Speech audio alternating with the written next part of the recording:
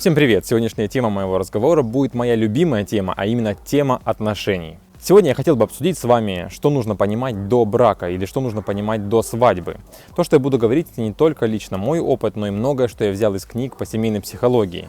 То, что облегчило мою жизнь и, я уверен, принесет и вам пользу. Поэтому смотрите до конца этот ролик, и я буду безумно рад, если вы найдете хотя бы один пункт, который поможет вам. И первое, с чего хотелось бы начать, это то, что брак – это не про безусловную любовь. У вас не будет постоянного пылкого романа всю вашу долгую жизнь. Заранее примите то, что у вас будет как взлеты, так и падения. Заранее поймите то, что ваша любовь будет угасать, а потом снова расцветать. И вам нужно будет постоянно помогать вашему партнеру любить вас. Вам придется делать какие-то действия, вам придется уступать, вам придется где-то промолчать, вам придется где-то взять тряпку и мыть полы вместо вашей супруги, например. Я знаю, сейчас многие скажут, что это все подкаблучничество, прогинаться под женщину. Но давайте порассуждаем так. Если вы увидите, как, например, ваш отец встает на колено и дает вашей матери цветы, или, например, ваш дядя, придя домой, возьмет тряпку, начнет мыть полы, чтобы ваша тетя могла отдохнуть, или ваш дедушка уже в довольно-таки взрослом возрасте встанет на колени, чтобы завязать вашей бабушке туфли. Конечно же, вас это умилит, конечно же, вам это понравится, и у вас не будет такой мысли, что это подкаблучничество, мой отец, дед, дядя, они все каблуки. Нет, конечно же, вам это понравится, и вы будете восхищаться, что у вас есть такие родственники, которые умеют уважать своих женщин. Поэтому заранее нужно понять что все, что говорит вам общество, это во многом заблуждение, и многие люди, которые говорят, что ты каблук или не каблук, на самом деле такими и являются, потому что они пытаются перекрыть то, что есть в них самих. Продолжаем. И у нас второй пункт. Научитесь еще до начала брака говорить своей второй половинке, что вам не нравится. Научитесь говорить о своих эмоциях. Научитесь говорить, что сейчас вам обидно. Те, кто видел мои другие ролики, возможно, заметили то, что это правило я уже упоминал в других своих роликах, но поверьте мне, лично мою жизнь это правило безумно перевернуло. Именно этому правилу мне приходится учиться до сих пор, потому что я как человек, которого воспитывали в обычном обществе, которого учили что мужчина не должен говорить о своих чувствах, привык молчать. И всегда это правило доводило до конфликтов. Практически всегда то, что я удерживал свои эмоции, я не говорил заранее, доводило до каких-то больших ссор. Потому что все же это накапливается и растет этот ком, и потом он просто взрывается и превращается в большой конфликт. И поверьте мне, как только я начал применять это правило, я избежал, наверное, уже сотни конфликтов, потому что я заранее говорю своей жене: пожалуйста, не делай вот этого. Мне это неприятно. Я не призываю вас превращаться в нытиков, которые будут каждый раз бежать и говорить, что ой, мне больно, ой, мне плохо и так далее. Но в те моменты, когда вам действительно что-то неприятно, и вы видите, что это повторяется снова и снова, возможно, человек, с которым вы живете, он просто не понимает то, что доставляет вам какой-то дискомфорт. И то, что вы скажете ему, вы просто облегчите свою жизнь. Также и женщины, когда их спрашивают, что случилось, они обычно говорят: ой, все, откажитесь от этой модели. Эта модель больше не работает. Поменяйте ее на другую, и вы увидите, как улучшится ваша семейная жизнь. Третий пункт. Я предлагаю вам вместе с вашей будущей супругой или, возможно, уже с супругой, если вы раньше этого не знали, сесть за стол переговоров и построить принципы построения ваших отношений. Это безумно важное правило. Прям запишите его на бумаге, которая будет у вас висеть на холодильнике, по какому правилу вы будете строить ваши отношения, каких правил вы будете придерживаться прежде всего. Чтобы вам лучше и проще было меня понять, я приведу вам такой пример. Так как мой ролик про брак, у меня на этот счет еще до брака было пару принципов.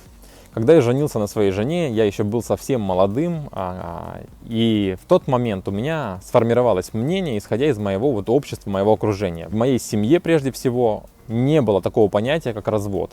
Я практически не видел семей, которые разводились. И у меня сформировался четкий принцип, что никакого развода быть не может. Если семья, то только одна, и по-другому никак. У меня просто нету другой модели в голове, только так.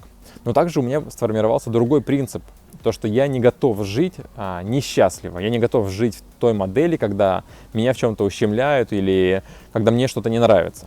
И сейчас, скорее всего, логично то, что у вас возникает такой вопрос, как увязываются эти две модели: жить счастливо и только один брак. Да? Если вдруг человек как-то себя иначе ведет, как тебе не нравится, да, то как тогда дальше с ним жить? И из этого выходит четвертое правило. Если вы входите в брак, встаньте на путь бесконечного развития, встаньте на путь постоянного развития своих знаний в отношениях.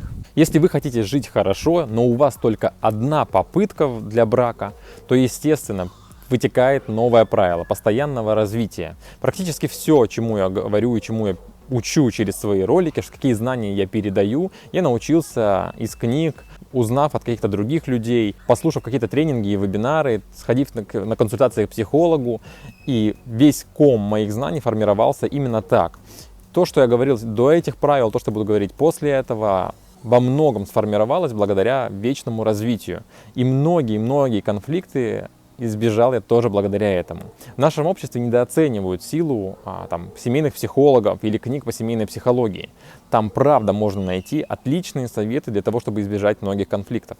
Я однажды попробовал, и мне это помогло. Я уверен, и вам может помочь. Не думайте, что построить брак — это какая-то такая обычная вещь, которая заложена у нас в крови. Нет. Вы также можете думать, что построить дом — это элементарно. Но вы же нанимаете бригаду строителей, которые строят вам дом. Либо же, если вы что-то ремонтируете, вы, скорее всего, открываете какое-то руководство или какую-то инструкцию для того, чтобы починить или установить какую-то вещь в своем доме. И вы прибегаете к этому. Ну так почему же тогда при построении брака мы не прибегаем к построению новых знаний у себя в голове? Попробуйте этот пункт, и я уверен, вам он поможет. И наш пятый пункт – это поймите то, что старая модель построения семьи больше не работает. Примите это как данное и перестройтесь на новую модель. Наш мир слишком изменился, и невозможно больше строить семью по старой модели. Понимаете, мы живем еще по той модели построения семьи, когда мужчина ходил постоянно на охоту, а у женщины дома было столько работы, что она просто не знала, как все успеть. А мужчине приходилось реально рисковать жизнью ради того, чтобы добыть пропитание для своей семьи. И мы живем по той же самой модели, по которой еще пещерные люди жили. Женщина дома хозяйствует, а мужчина на работе. Сейчас в наше время жизнь слишком упростилась. Мужчина, глядя правде в глаза, больше ничем не жертвует, он больше не рискует на работе, его больше не может убить там какой-то, я не знаю, тигр. А женщина, она, также, глядя правде в глаза, она не так уж и сильно теперь устает, как раньше. Разговаривал недавно со своей бабушкой, и она мне когда начала рассказывать, как раньше люди жили, когда не было телефонов, когда не было стиральной машины, когда приходилось все это стирать вручную, когда не было памперсов, в конце концов.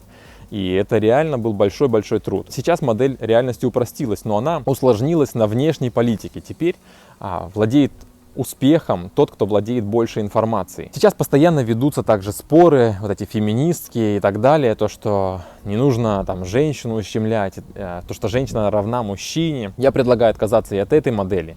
Женщина и мужчина разные типы, но как мы применяем эту информацию?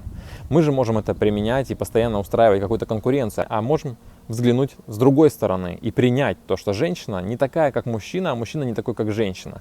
У них есть как сильные, так и слабые стороны. И вот если женщина с мужчиной объединится и встанет на путь успеха и будет смотреть в одну сторону и будут действовать вдвоем, то добиваться всяких вершин и целей будет гораздо проще.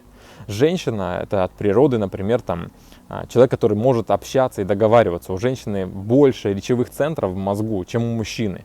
У мужчины реально может удариться лбом и перестать после этого разговаривать.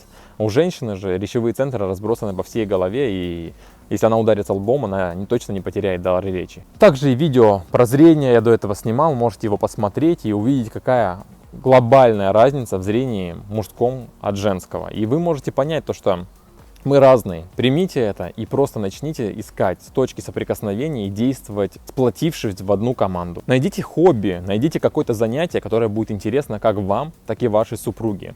Я практически уже 4 года прикладываю все усилия, чтобы найти цели, которые будут устраивать как мою жену, так и меня, которые будут объединять наши сильные стороны, которые будут объединять наши интересы, и мы сможем двигаться по одной дорожке, идя вместе, плечом к плечу. И это реально намного лучше объединяет вашу семью. Это намного лучше упрощает многие конфликты по поводу работы. Помимо этого, вы еще и развиваетесь в одном направлении, и вы больше не рискуете стать неинтересным друг другу. Если вы постоянно развиваетесь вместе, значит, вам постоянно есть о чем говорить. Потому что вы не читаете одни и те же книги, вы читаете разные книги, но которые применимы к одной цели. В общем, я думаю, вы понимаете, о чем я, и переходим к следующему пункту. Приготовьтесь к тому, что вам нужно будет оказывать постоянную поддержку своему партнеру. Это касается как женщин, так и мужчин. Женщина сама по себе от природы сильная личность. Она сильна характером, у нее сильная внутренность, она может перенести роды. Что после этого вообще сравнимо с родами? Ничего такого ужасного мужчина за свою жизнь в современных реалиях не переживает. Но женщина есть одно но. Она от природы также не уверена. Именно поэтому женщины задают вопрос, а какие туфли мне одеть, там, синие или красные. Она уже знает ответ, какие туфли ей надеть, но ей нужна поддержка со стороны мужчины или со стороны какого-то третьего лица. Если вы будете отмахиваться и говорить, да выбери сама и так далее, если вы перестанете ее поддерживать, если вы перестанете идти к ней на уступки, выслушивать ее, если вы перестанете помогать ей в выборе чего-либо, то, скорее всего, через какое-то время она найдет человека, который будет ей это делать, и это уже будет точно не вы. Также и женщинам по отношению к мужчине нужно оказывать поддержку, потому что если мужчина приходит домой, и он четко уверен, что он прав был на работе во время конфликта, и женщина, глядя со стороны, понимает, что мужчина, скорее всего, был неправ, не нужно ему сразу об этом говорить, вы должны его поддержать, оказать ему какое-то соболезнование, да, что да, так произошло, какой плохой начальник, и только потом, по-мягкому, по-доброму, вы можете ему сказать, что, дорогой, ну вот я очень переживаю, что ты вот так вот поступил, а вдруг ты поступил как-то неправильно, да, то есть прям по-мягкому так, как будто бы вы вот такая женщина, сомневаетесь, чтобы мужчина задумался над своим поведением. Только такой подход может сработать к мужчине, только такая поддержка. Мне вспоминается такой случай, как мне рассказывала бабушка, когда мой дед ушел, грубо говоря, на пенсию, он был долгое время моряком и занимал высокую должность, он был помощником в политической части. И вот когда он после морской работы, да, после работы моряком, он оказался на земле, он почувствовал себя не в своей тарелке. Он не знал, куда ему идти работать. Это еще были времена после СССРовские. Ему было трудно найти себя. И что сделала моя бабушка? Она сделала героический поступок. Мой дед слишком стеснялся таксовать, потому что после большой-большой должности он не мог упасть так низко сразу. И бабушка сказала, давай будем таксовать тогда вместе. Она села рядом с ним, и когда они подъезжали к людям, то бабушка открывала окно и сама разговаривала с людьми. Дед просто молча вел машину. И таким образом она медленно его приучила к тому, что нет ничего в этом постыдного. Дед начал так работать, начал так зарабатывать, и со временем его практически по всему городу уже знали, у него были там свои клиенты и так далее. Помимо всего этого, он еще и безумно интеллигентный и интересный человек, который побывал во всем мире. И поэтому с ним всегда многие хотели проехаться и послушать его какие-то рассказы. Именно от такой поддержки я и говорю. Женщинам очень часто нужно пойти на уступки для того, чтобы мужчина смог освоиться, но не ущемляя его мужественность, а только поддерживая его и направляя в нужную сторону. И, пожалуй, последний пункт, конечно, я могу говорить об этом еще очень и очень долго, но чтобы вам не наскучить, последним пунктом будет: будьте готовы отказаться от старых стереотипов. Будьте готовы настроиться на брак полностью. То, что вам придется работать, чтобы ваш брак становился все крепче и счастливее. Когда я говорю про старые стереотипы, это я имею в виду ценности, которые нам диктует общество. Ну, например, самый яркий пример, который мне сейчас приходит в голову, который я очень часто привожу для своих друзей. Одна из самых ошибочных, на мой взгляд, ценностей — это то, что мужчина, он должен, покорять много-много разных сердец, да, и когда мужчина даже в браке, зачастую говорится, что, якобы он сходил налево, ничего такого, он же там мужик, да, и ему приписываются какие-то отговорки. Но давайте взглянем на это опять же с другой стороны. Мужчина в браке — это глава семейства. Это прежде всего тот человек, который должен развивать свою семью.